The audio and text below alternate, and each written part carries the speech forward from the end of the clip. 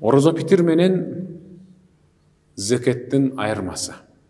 Анткени ислам динде закатул фитр дейт. Закатул фитр деген орозо питир деген сөз. Орозо закети деген. Орозо питир бул орозо туткан адамдын орозо ичи ашыкча, бепайда сөздөрдү сүйлөп, сөгүнүп, богоздонуп, хахалап, күлүп, тамашалап, чектен ашкандыгын жууп кете турган эң орозонун аягырагында бериле турган кайрымдуулук. Ушуну менен баягы кетирген кемчиликтердин баары тегизделет деген сыяктуу.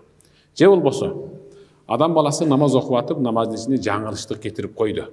Ошол жаңылыштыгын намаздын аягында отуруп, ташаххудду жалгыз окуп, анан бир жагына же эки жагына салам берип, анан эки сажда кылып, кайрадан отуруп, ташаххудду окуп, анан салаваттарды окуп салам бергенде, баягы кылган эки саждасы менен жанарактагы намаздын ичиндеги кетирген кемчиликтер бүт баардыгы жуулуп тегизделип атпайбы?